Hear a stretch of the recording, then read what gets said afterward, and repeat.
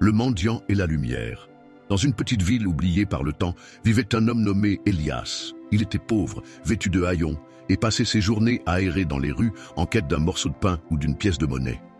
Mais malgré sa misère, Elias avait un cœur pur. Chaque fois qu'il recevait un peu de nourriture ou de chaleur, il partageait ce qu'il avait avec les autres nécessiteux. Un soir glacial, alors que les étoiles scintillaient faiblement dans un ciel sombre, Elias s'abrita sous un vieux pont. Le froid mordait sa peau et son estomac vide grognait de douleur. Il regarda le ciel et murmura une prière. « Si quelqu'un m'entend, je ne demande rien pour moi. Je veux juste qu'on me montre que ma vie a un sens, même dans cette misère. » Soudain, une lumière douce apparut devant lui. Elle semblait danser dans l'air comme une flamme dorée. Elias recula, effrayé, mais une voix apaisante émana de la lumière. « Elias, ton cœur est noble et ton âme pure. Tu as semé la bonté dans un monde qui t'a offert si peu.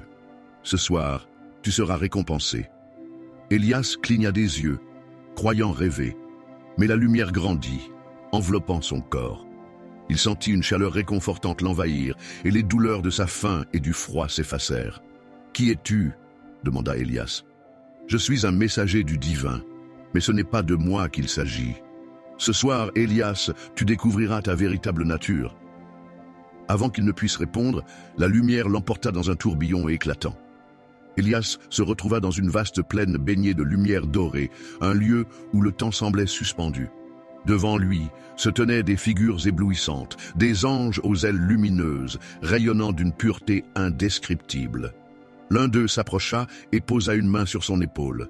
« Elias, tu as été choisi. Ton humilité et ton altruisme, même dans la pauvreté, ont prouvé que la lumière divine réside en toi. Ce monde a besoin de guides, de ceux qui montrent le chemin par l'amour et la compassion. Ce soir, tu deviendras un ange de lumière. » Elias, submergé par l'émotion, secoua la tête. « Mais je ne suis qu'un mendiant. Je n'ai rien accompli de grand. » L'ange sourit. « C'est précisément cela, Elias. La grandeur ne réside pas dans les richesses ou la gloire. Elle réside dans la bonté invisible, celle qui illumine le cœur des autres, même dans l'obscurité. » Alors, la lumière autour d'Elias s'intensifia.